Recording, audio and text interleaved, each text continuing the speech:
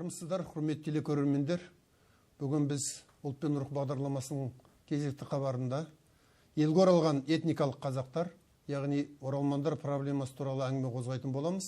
Бүгінгі қонағымыз саясаттанушы, қазақ көшін зерделеуші, Қазақстан Республикасы әлеуметтік еңбек саласының үздігі ақын Құрметбек Сансызбайұлы. Студияда Ахмет Кендірбекұлы. Арнамызға қош келдіңіз, Құрметбек мырза. Саламатсыз, қош көрдік. Көңіл күйіңіз қалай? Жақсы. Енді сізбен бүгінгі біздің әңгімеміз жалпы қоғамымызда өткір мәселеге айналып отырған оралмандар тақырыбына арналады. Жалпы көрермендерге түсінікті болу үшін айтып қояйық, бұл тақырыпқа неге бардық, тәжірибеміз бар ма жоқ па деген ой келуі мүмкін. Сондықтан өзіңіздің қысқаша өмірбаяны туралы айтып өтсеңіз, сонда әңгіме өзегі жалпақ жұртқа түсінікті болар деп ойлаймын. Әрине, мен Монғолия елінде туып өстім. 81 жылы Монғолияның мемлекеттік университетін инженер мамандығымен бітірдім. Одан Москвада оқып білімді жетілдірдім. Одан Қазақстанға келгеннен кейін Әл-Фараби атындағы ұлттық қазақ университетін заңгер мамандығы бойынша оқып бітірдім. Монғолияда 13 жыл қызмет атқардым.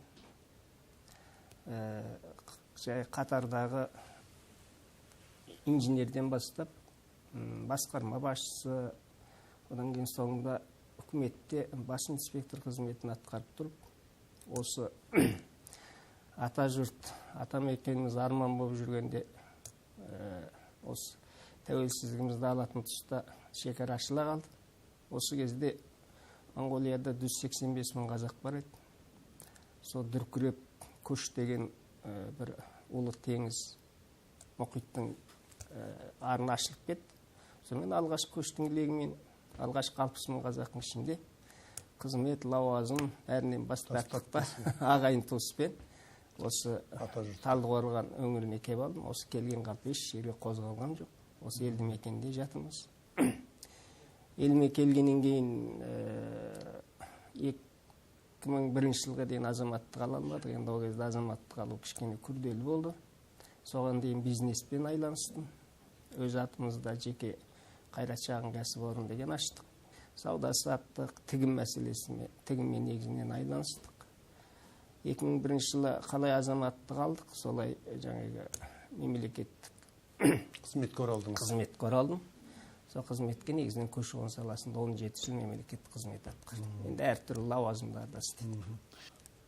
Аса тәжірибелі бұл саладағы мамансыз. Осы шынын айтыңыз, міне тәуелсіздік алғалы 28 жылға кетіп бара жатыр. Жаңа жылда басталып кетті. Неге бұл көші-қон процесі бізде баяу жүреді? Неге шешілмейді? Әлде біздің заңымыз осал ма? Жоқ, әлде біздің қандастарымыз, мейлі Монғолияда болсын, мейлі Ресейде болсын, Өзбекстанда немесе Қытайда болсын, керенау тартып, азаматтық алуды созып жүрмездер. Осын деген ажыратып беріңізші. Көші-қон үрдісі деген жалпы өте күрделі. Өте күрделі процесс. 1997 жылға дейін біздің елге оралған этникалық қазақтарымыз, ол кезде оралман деген атау жоқ болды. Үкіметтің 711 қаулысы аясында орналаса берді. Жалпы орналасып кетті, әртүрлі жеңілдіктер алды, өз күшімен орналасты. 1997 жылы алғаш рет Қазақстан Республикасында халықтың көші-қон туралы заң бекітілді. Тарихта алғашқы қазақ тілінде жазылған заң болып та қалды. Осы заң 97-тен 2011 жылға дейін қызмет атқарды. Ал осы 97 жылы алғаш рет елімізде республикалық көші-қон агенттігі, көші-қон және демография жөніндегі агенттігі деген құрылды. Институттармен дәрежесі теңдеуге болды. Осы агенттік 2004 жылға дейін қызмет атқарды. Осы кезде жаңағы 97 жылғы заңыңыз 2011-ге дейін 9 рет өзгеріс кіргізілді. Бұл өзгеріс неліктен кіреді дейсіз ғой?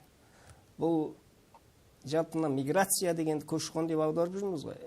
Бұл негізінен шынтуайтына келсеңіз, өте бір дұрыс аударылған да ұғымаймыз. Миграция мысалы тек көші-қон зерттелейді. Ал енді мына әкімшілік тарапынан біздің айланысатын қызметіміз ол қоныстандыру, ол демография дегенге келеді.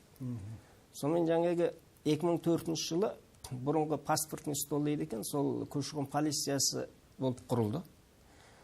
Ал енді көші-қон үрдісімен біздің үкіметте 7 министрлік қызмет атқарды. Айналысады. Ол 7 министрліктің енді облыста құрылымдары бар. Сонымен жаңағы жалпы көші-қон дегеніміз, мына сіздің бір орыннан екінші орынға ауысқан осыны зерттейді. Тек өз қарапайым ауылымызды алсақ.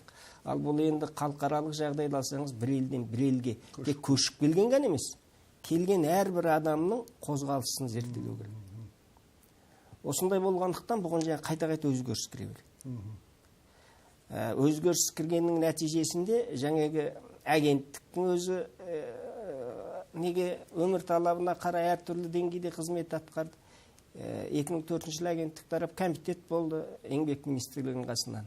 Содан бері бүгінге дейін еңбек министрлігі осы көші-қон саласына жауапты негізі, үйлестіру бойынша. Ал енді әркімнің өзінің атқаратын міндеті әртүрлі. Ал енді осы заңға кірген өзгерістерге байланысты. Мысалы, 2013 жылға дейін 2006-5 жылдарға дейін ұйымдасқан түрде әкеліп тұрды елімізге. Самолетпен әкелді, КамАЗбен әкелді, автобус, вагонмен әртүрлі. Негізінен Европадағы елдер Түркия арқылы самолетпен келді. Моңғолия басында самолетпен бастады, соңында КамАЗдармен келіп тұрды. Ал енді ұйымдастырған түрде әкелу процесі тоқтатылғаннан кейін жеке дара келді. Жеке дара келгенде халықтың арасында кішкене мынандай жағдайлар туындады. Мысалы, Қытай Халық Республикасынан келген ағайындар жаңағы кезіндегі көші-қон шақырту тоқтатылып қалғаннан кейін Қытай оларға отбасымен шығуға виза бермеді, рұқсат бермеді. Сонымен жеке келді. Енді шетте қазақтың жаңғыз арман мақсаты бар, еліне жетсем деген. Соңында олар жаңағы барлық келе алмағандықтан ұрпағым жеткізсем деген ой туындады да, осымен бір-екі баласын алып келеді, әйелі келеді, бала шағасын мектепке орналастырады, оқуға, өзі орналасады, содан кейін барып артынан жолдасы келеді. Осы кезде алғашқы келген әйел мен баласына жаңа кіріп жатқан өзгеріске байланысты заңның бір статьясы қаралады, артынан келген жолдасына басқа статья қаралады. Бір отбасы екі жақ ажырап қалады. Ол екі отбасының әр мүшесіне әр кездегі кірген өзгеріс бойынша жауап бергіңіз келеді. Жалпы мен жаңа сұрағым былай. Заң сонда бұл көп, мысалы 27 жылда оралмандар мәселесінің шешілмеуіне тіпті былай айтқанда заң кедергі болды дейсіз бе? Екі жақты жауап беруге болады. Заңның да кедергілерін, және келген ағайын да қызмет атқарып отырған осы көші-қон саласындағы барлық мекемелер 100% сол кірген өзгерістің бәрін біліп отыр деп айтылмаймыз. Мысалы, Қытайдан келген оралмандар нақтылайықшы. Мына Қытайда зейнетақының мөлшері үлкен, өзіңіз білесіз. Зейнетке ерте жастан шығады. Жалақы да үлкен. Жалақы да үлкен. Сосын жер үлесі бар. Сондықтан кейбір қандастарымыз осы келіп, туристік сапармен келеді, ағайыншылап келеді де, ықтияр хатпен жүреді де қояды. Не алмайды? Азаматтық алмайды. Сондықтан мына көрермендерге түсінікті болсын айтыңызшы, мына ықтияр хат деген не? Оның заңдық күші қандай? Ол заңдық күші қандай? Неге сол ықтияр хатпен жүріп алды? Жаңағы жалақыны қимады ма, зейнетақыны қимады ма Қытайдағы, немесе жер үлесін қимады ма? Сол туралы айтып беріңізші. Халықта мынандай бір мақал бар ғой. Бекітілген заңнан бекітілмеген заң күшті. Халықтың арасында, әсіресе жаңа Қытай Халық Республикасынан келген ағайындардың арасында ықтияр хат деген екі елдің жартылай азамат деген лақап тарап кетті. Екі жаққа бірдей жүре беруге болады деген. Ал ықтияр хат деген жалпы бұл дүниежүзінің барлық елдеріндегі бар құжат. Бұл құжаттың күші қалай, заңды күші? Заңды күші, мысалы сіз шетелден келдіңіз. Қай елден келсеңіз де бір. Біздің Алматы облысында басында 19 елден келетін. Қазірде 9-дан 11 елден келеді. Осы келіп жатқан ағайындардың бәрін ықтияр хат болады негізінен. Ықтияр хат сіздің шетелдік төл құжатыңыздың жарамдылық мерзімі 10 жыл болса, ықтияр хат 10 жылға беріледі. 5 жыл болса, 5 жылға беріледі. Сонымен жаңағы Қытайдан келген ағайындар жаңағы бірінші отбасымен келмеді. Екінші, ол кісілер жаңағы ана жақта пенсиясы болды. Жаңағы жер телімдерін біреуге беріп кетті. Тағы әртүрлі қалған туыстарын алып келу керек болды. Өйткені Қытаймен біздің ортамызда көші-қон келісімі жоқ. Сол үшін бұлар келеді, мына жерден біз шақырту табады, жаңағы ағайын туысын жеке қонаққа шақырады, қонаққа келгеннен кейін алып қаламыз. Айтып, қалам десе болды. Осындай жағдайлардан болып, ықтиярқат ол кісілерге жаңағы мына өмірдің күнделікті несінде кішкене ол кісілерге жағдай жасады деуге болады. Ықтияр. Жаңағы осымен кейбіреу 10 жылға дейін жүріп алды, азаматтық алмай. Осының кесірі кейіндеп кеп тиді. Енді мен айтайын, осы сөзіңізді жалғастырып, сөзіңізді. Енді осы Қытай мәселесі қазір. Қазір Қытайдың жаңағы ықтиярқатпен жүргендер бар, басқа жағдайлар бар. Қытайда өте бүкіл әлемдік ақпарат қазір жазып жатыр. Қытайдағы қазақтардың жағдайы, жалғыз емес, ұйғырлардың да жағдайы, жалпы мұсылмандардың жағдайы жөнінде. Ел ішінде әңгіме көп. Енді сіз маман болғаннан кейін әдейі сіз осы сұрақ қойып отырмын. Біреу айтады, ол жерде лагерлер құрылып жатыр, тәрбиелеу, қайта тәрбиелеу лагерлері. Діннен мәселесі шектеліп жатыр, дін мәселесі дейді. Қос азаматтық деген мәселе бар. Кейбір қандастарымыз бізден де азаматтық алып алған, Қытайдың да азаматтық алған. Енді біздің елде қос азаматтық танылмайды. Қалай алды оны? Бұл енді өте күрделі, үлкен ауқымды мәселе. Мысалы өзіңіз ойлап көрсеңіз, кезінде бізде алғашында осы тәуелсіздік алғаннан кейін бізде мешіттерді сала бастадық. Кезінде санаулы мешіт болса, қазір 1000-ға жуық мешіт салды мысалы. Ал қай жерде дін бар, егер бір ел мүмкін жалпы халықты ағымға бұрып жіберудің мәселесі діннен басталады. Сонымен кезінде Қытайдың өзі жаңағы қандастарымызды оқытып, жаңағы ауыл-ауылға молда қойды. Енді мысалға бізді алсақ, біздің өзімізді осы мешіттер арқылы талай ағымдар тарап кетті. Осыдан болып бізде дейін жасырар жоқ, ел қауіпсіздігі үшін, елдің мүддесі үшін мешіттерді бақылауға алды ғой. Жаңағы әртүрлі жағдайда. Соқсап Қытайда енді сондай әрекеттер жүргізген кезде өзінің ішкі саясаты бойынша олар бір дегенде жаңағы молдадарын қайтадан тәрбиеледі, и мешіттерді жапқан өтірік емес. Ал екінші жаңағы лагер деген ол расында бар нәрсе. Оны енді біз емес, оны шетелдер жазып жатыр қазір. Жазып, ол өзі 2 жыл болды. Бүкіл Европаға, Америкаға, Азияға бәріне жайылып болды. Осы жағын алсаңыз, Қытайда болып жатқан жаңағы кіші ұлттарға кішкене қысым бар дейсіз. Қысым ол шындық. Оны жоқ деуге болмайды. Бірақ бұл жерде бір мәселе бар. Елбасының мынандай бір сөзі бар, осы кедергілердің алдын алу менің ғана міндетім емес, әр маманның, әр азаматтың міндеті деп осы көп айтады. Келеңсіздіктердің алдын алайық, келеңсіздіктің алдын алу керек деген әңгіме көп айтылады. Осы келеңсіздіктер біздің елімізге, осы халықтың көші-қон туралы заңның толыққан жүзеге аспауына байланысты кіріп келу әбден мүмкін. Неге дейсіз ғой? Бұл адамның қозғалысына байланысты болғаннан кейін, келген адаммен, ол адам ұлты қазақ болсын, қай ел болсын, бәрібір. Қонаққа келе ме, туристік келе ме, еңбек күшімен келе ме, сол кісімен бірге, ол кісінің тұтынатын тауары, азық-түлігі, киімі, денсаулығына байланысты біздің халқымызға кері әсер ететін ағымдар, жаңағы нәрселер қоса кіріп кету мүмкін. Ол кіріп те жатыр. Мысалы, мынандай бір дерек айтайын сізге. 2016 жылы тек осы шетелден кеп жұмыс күшімен келген әртүрлі адамдар, ол тек ағайындар ғана емес. Осыдан статистиканы кәдімгі жариялаған мәліметі бойынша 26 мың адам туберкулез ауруымен тіркеуге алынды. Құреке, жаңа қос азаматтық туралы айтыңыз, қалай бұл болып кетті? 100-ден аса адам қос азаматтықта алынды. Қос азаматтық деген мүлдем теріс, қате ол жоқ. Жоқ па? 100% айтам. Қос азаматтық деген мүмкін емес. Баспасөзде ол қалай жүр енді? 100-ден аса адам қос азаматтық. Жаңа мен сізге айттым ғой, анау ықтиярқатпен жүргендер біз екі елдің ортақ азаматымыз деп есептеп қалады. Соны есептеген екен. Иә, есептеп қалады. Енді екінші айтатын мәселе, Қытайдың қазақтары үшін мысалы, Қытайда ресми дерек бойынша ең соңғы ұмытпасам 2014 жылғы Түркияның статистикасы бойынша Қытайда 1.480.000 қазақ бар. Ал енді қазір 2 миллионға жеткен шығар. Енді ол 3 миллион қазақ бар, оның бәрі зардап шегіп жатыр, оның бәрін қамап жатыр деп айтуға келмейді.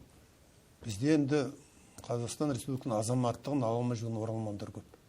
Енді ол көз жасы көл болып, әртүрлі кеңсенің табалдырығына аттап, бюрократияға ілініп, сөз бидаға салынып жүрген азаматтар өте көп. Біз алғаш келдік, мысалы, мен алғашқы өкілімін.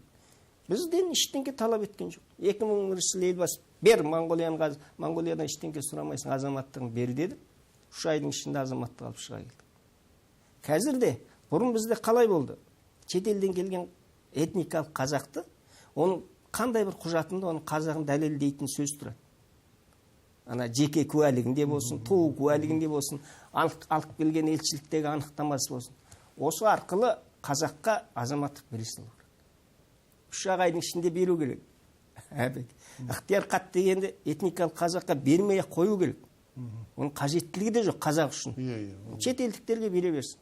Келген қазақ азаматтық алам деп өтініш жазса, бірден азаматтыққа қабылдау керек. 10 күннің ішінде тұрақты тіркеуге алу керек. Одан кейін оның қазақ екен дәлелдейтін құжат болса болды. Ал одан күдіктенудің қажеттілігі жоқ. Өйткені біз қазақпыз. Енді жақсы білесіз, бұл үрдісті зерделеп осы 14 жылға дейін Моңғолияда келген қандастарымыз сол жақтағы жұмыс өтілі есептеліп, біздегі азаматтармен бірдей алып тұрды зейнетақыны, білесіз. 14 жылдан қазірге дейін зейнетақы тоқталды. О жақтағы жұмыс есептелмейтін болды. Бар болғаны 28-30 мың теңгемен зейнетақыға шығатын болды. Оның біреуі мына өзіңіздің басыңызда бар. Сіздің де о жақтағы жұмыс стажыңыз есептелмей, сізде сол 28-мен шыққан азаматтың біреусіз. Бұл жағдай қалай? Бұл енді бақта қатты үлкен әңгіме сөз болды. Ақордаға жет үнді, оралмандардың үні Ақордаға жет. Бұл мәселе өзінің шешімін тапты ма қазір? Қазір шешімін тапты. Бұл не олай болды дейсіз ғой? Біз ұлтпыз. Соның ішінде қазақ деген ұйысқан ұлтпыз. Осы кейде ойлаймын мен өзім. Мен енді осы салада көп жыл жағаластым. Мемлекеттік қызметті 17 жағаластым. Жалпы келгеннен бері осы көші-қонмен айланысып келе жатырмын деуге толық. Соның сұрақ соған қойып. Сонда қалай жасады дейсіз ғой? 2014-те заңға кірген өзгерісте шетелден келген қазақтарды шетелден келген жұмыс күшімен теңестіріп жіберді. Жұмыс күші деп алған екен ғой. Отан емес, қандас емес, жұмыс күші. Жұмыс күші. Сонымен бізге пенсияны 2014-тен кейін келген отанымыз емес, анау Моңғолия төлеу керек болды. Бұл енді бір жағын қарасаңыз, қысымыз ғой бұл, қысым ғой бізге. Бір жағы күлкілі мәселе, бір жағы енді жаңағы заңға өзгеріс кіргізген кезде кейде ойлаймын. Ол трагедиялық комедия ғой ұлтқа жасап отырған. Талқыланбай қалады. Немесе осы жалпы ағайындарда мен өз ішкі ойым. Ағайындар көбейіп осып бөліп жатқан, бір адамға ұнаса, біреулер ұнамайтын жағдай болады. Содан бұл кейде заң, жаңа кішкене өзгерістер кіріп кетеді де, бұл жалпы халық ұнамай қалған кезде. Заңның басында қабылдап отырған адам көп нәрсе байланысты. Содан кейін бұл елдің ішінде наразылық туғызып жүр. Шешілді ме осы мәселе? Шешілді. Қазір бұған енді еңбек министрі жаңа Моңғолияға ұсыныс жасады, сендер төлейсің деп. Олар кесіп бірақ айтты. Төлемейміз. Ол отанына кеткен қазақ. Әуелі айтыпты олар. Қайтып келсе біз өзіміз пенсия бере аламыз, бірақ ана жерде отырғанда біз пенсия бере алмаймыз. Біздің экономикамыз оған жетпейді деп ашығын айтты. Ал енді сонымен қайтты бұны жеке адамдарда қоғам болып әртүрлі деңгейде, мысалы мен өзім де пенсияға шыққаннан кейін қалай енді 30 неше жыл стаж бар, соның ішінде көші-қонмен жағаласып, біреуге айтқанның өзі ыңғайсыз болды. Бірақ енді дей тұрғанмен жеткізе алдым. Мен де жеткіздім. Бұл дұрыс емес. Мына халықты екіге бөліп тастау деп. Керемет осының артынан жүгірген азаматтар болды. Талай олар кеңесті алып тұрды. Сонымен не болса да бұл елбасына жетті. Бізде енді кейде ойлайсыз, бір нәрсе елбасына шешілмейтін болып қалды. Бұл деген өте келеңсіздік нәрсе. Сонымен елбасы бұған 2018 жыл 3 айдың 29 күні министрлікке тапсырма берді. Қараңдар Моңғолияның қазақтары, мына болмайды. Сонымен әйтеуір жүре кеп 2018 жылы желтоқсанның 26 күні елбасы жаңа заңға қол қойды. Заңға қол қойды.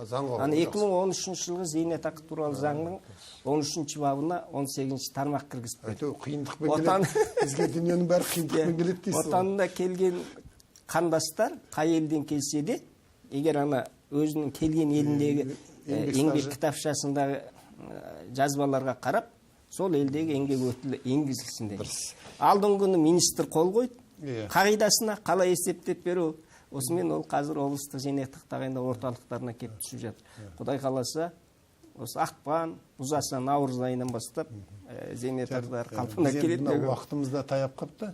Өзі жақсы әңгімеде тез өтіп кетеді. Қысқаша тезірек сұраққа жауап берсеңіз, енді мына өнер мәселесі. Халықтың, ұлттың болары өнерге байланысты. Мысалы қарайық, Ресейде 1 миллион астам қазақ тұрады. Сіз естідіңіз бе? Сол Ресейдің қазақтарының ішінен бір композитор, бір ақын, бір басқа өнер адамы шықты деген естіген жоқсыз. Моңғолияда, Қытайда өнер туындатады. Өнер туындатқан жерде ғана ұлт болады, есіңізде болсын. Ал енді жаңағы 1 миллион қазақ тұратын Ресейде ұлт ассимиляция қылып кеткен. Өзінің табиғатын жоғалтып алған ұлт. Сіз қалай ойлайсыз? Болашақта Қытайда, Моңғолияда осы өнер туындату мәселесі тоқырап, ана ұлтқа қарай бейімделіп кетпей ме деген әңгімеге қалай қарайсыз? Бұл енді қазір Қытайда кішкене күрделі болып жүріп жатыр, бірақ оған жетеді деп ойламаймын. Ал Моңғолияны алып қарасам, Моңғолияға біз бір нәрсеге разы боламыз. Ешқашан қазақтың дініне, салтына, дәстүріне шектеу қойған жоқ. Енді қараңыз, онымен қоймай, Моңғолияның таза ұлты моңғол әйелі біздің бір ғалыммен бірге, Англияның ғалыммен бірге 7 жыл қазақ деген ұлтты зерттепті. Содан кейін ол осыдан 4 жыл бұрын Моңғолияның президентіне өтініш жазыпты. Моңғолияның қазағын, мына қалған қазақты Қазақстанға жібермей, осында алып қалыңыз. Осы жерде бүкіл жағдай жасаңыз. Неге десең депті. Дүние жүзінде қазақтай қаны таза, қазақтай берекелі ұлт жоқ. Ұлт жоқ. Сіз енді осы көші-қон үрдісін зерделеп 3 кітап шығарған адамсыз. Енді осы кітабыңызды қысқаша ғана не туралы қалай шығардыңыз, сол туралы айтып өтсеңіз, сосын болашақта енді үлкен бір мемлекеттен бір мемлекетке келдіңіз, осы үрдісті қатты зерттеледіңіз, осы бір күнделік жазу, шежіре жазу, басқа бір естеліктер жазу ойыңызда жоқ па? Ол бар енді. Бірақ бірінші мына кітапты осы мемлекеттік қызметте жүргенде жаздым. Тәуелсіздіктен тіңдіктес көш керуен деп. Бұл кітапта осы біздің тәуелсіздік алған тұсымызда қазақтар қалай келді, қалай орналасты, жаңағы айтып отырған мәселенің көбісі кірді. Бұнда ұсыныстар үкіметте қаралды, заңға өзгеріс кіруге көп ықпал етті. Одан кейін екінші кітабым ұлы көштің тағдыры ұлылықта деп жаздым. Бұда енді біздің елбасымыздың көші-қон үрдісі бойынша саясат бағдарламамыз үрдісі қалай жүзеге асып жатыр, неден болып аспай жатыр, не үшін бұл жаңағы ұлы көштің тағдыры ұлылық, осы біздің ұлылығымыздың ретінде неге жеттік деген мәселелер қаралды. Мына үшінші кітап миграция мемлекеттің мерейлі мүддесі үстем болу үшін керек деп жаздым. Бұнда осы миграция дегенді шындығына келсеңіз, біздің кей осы билікте жүрген ағаларымыз, көкелеріміз осы миграцияны оралманның заңы деп түсінеді. Бұл оралманға қатысы жоқ. Оралманға бұның 5-ақ бабы қатысты. 36 ұғым бар көші-қон заңында. Осы қалған 36 ұғым елдің мүддесі үшін керек. Мынау соны талқылап жазған. Бұл ғылыми зерттеу сияқты не екен ғой? Зерттеп, осыны кезінде ұсынып та жүрдім. Бас прокурорға, ұлттық қауіпсіздік комитетіне, Минтродқа, жаңағы депутаттарға. Ал енді осыны зерделей келе, бұл қызметте жүрген кезде енді аса көп уақытында болмады. Ал енді зейнеткерлікке шыққаннан кейін, жаңағы Моңғолияда қызметтегі жүргенім бар, осында келгенім бар.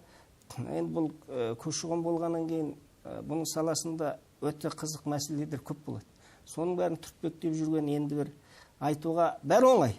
Бірақ енді осыны қарекет жазып жүзеге асыру өте қиын. Осыны зерделеген бір кітап Құдай қаласа оқырмандарға тағы жол тартады деп ойлаймын. Рахмет. Ұлттың ұлт болуы бір жағы оның сапасымен қатар санында ғой. Көп қорқытады, терең батырады деген қазақта сөз бар. Сондықтан ұлттың санының көбеюі, ұлғаюы, молаюы ол кез келген мемлекетке жарасатын дүние деп мен ойлаймын. Сондықтан бүгін студияға келіп, тұтас қоғамымызды мазалап жүрген сұрақтарға тұшымды жауап бергеніңізге үлкен рахмет. Ата-қонымыз қазаққа толсын, жатқа жәудіремей, көзім өлдіремей, қандастарымыз өзіміздің ата-қоныс Қазақстанымызға оралсын деп тілейік. Сізге мықты денсаулық тілейміз, шығармашылық табыс тілейміз. Әрқашан сол елдің көшін кезінде бастап келген екенсіз, бүгінде азаматтықтың көшін бастай беріңіз деп тілек айтқымыз келеді. Рахмет. Құрметті көрермен, бізден бірге болған саясаттанушы, қазақ көшін зерделеуші, Қазақстан Республикасы әлеуметтік еңбек саласының үздігі ақын Құрметбек Сансызбайұлы. Әрбір сәрсенбінің сәтінде аман-есен кездесейік теледидар бетінде. Ұлтымыз рухты, рухымыз мықты болсын ағайын.